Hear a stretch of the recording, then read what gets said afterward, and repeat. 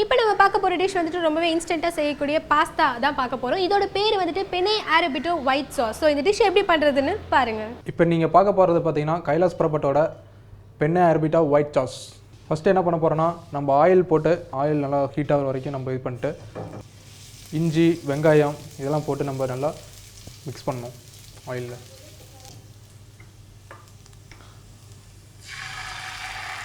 இப்போ பண்ண போகிறது பார்த்தீங்கன்னா சீஸ் போடுறாரு.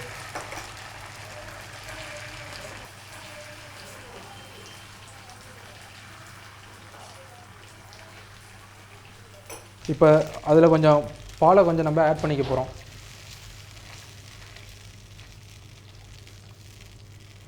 நல்லா பால் ஆட் பண்ணி அது நல்லா அதனுடைய கலரோட ஃபுல் கலர் வர வாட்டியும் அது நல்லா 10 to 15 minutes வரைக்கும் அது நல்லா ஹீட் ஆகணும்.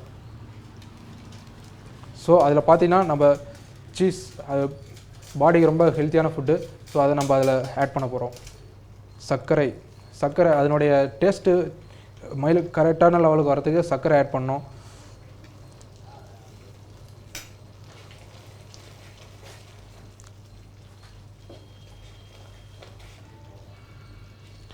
அமுல் க்ரீம் யூஸ் பண்ணும்போது அதனுடைய டேஸ்ட் அதனுடைய ஃப்ளேவர் ஸ்மெல் இது எல்லாமே ஃபுல்லாக சேஞ்ச் ஆகும்.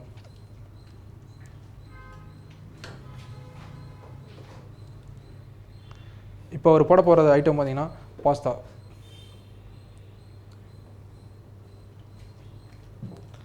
இப்போ அது ஒயிட் சாஸ் ரெடி ஆனிச்சு. ஒயிட் சாஸில் பார்த்திங்கன்னா அந்த பாஸ்தாவை மிக்ஸ் பண்ணி அதனுடைய ப்ரிப்ரேஷன் ஃபுல்லாக டேஸ்ட்டு கொண்டு வர போகிறாரு. இந்த பாஸ்தா பார்த்திங்கன்னா 10 to 15 minutes வரைக்கும் அதனுடைய அந்த சாஸ் வந்து அதனுடைய மிக்ஸ் ஆகிற வரைக்கும் நம்ம ஃபுல்லாக ப்ரிப்ரேஷன் பண்ணணும். ஸோ இப்போ பார்த்திங்கன்னா இப்போ பாஸ்தா ஆனது ரெடி ஆயிடுச்சு. ஸோ இப்போ வந்து அதை நம்ம பிளேட்டில் வச்சு நம்ம டிஸ்பிளே பண்ண போகிறோம்.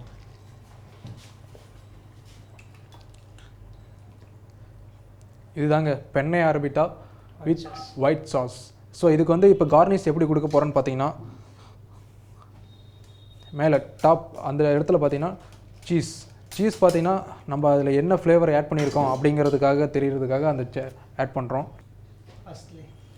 இதுக்கு பேர் பார்த்தீங்கன்னா ஃபர்ஸ்ட்லி. அதனுடைய கார்னிஷ் டாப்பில் பார்த்தீங்கன்னா இங்கிலீஷ் வெஜிடபிள்ஸ்னு சொல்லுவாங்க. ஸோ அதை நம்ம வந்து நம்ம டாப்பில் வச்சு அதுக்கு கார்னிஷ் கொடுக்க போகிறோம். கண்டிப்பாக இதை நீங்கள் வீட்டில் ட்ரை பண்ணுவீங்க. நிச்சயமாக உங்களுக்கு பிடிக்கும்னு நினைக்கிறேன். தேங்க்யூ.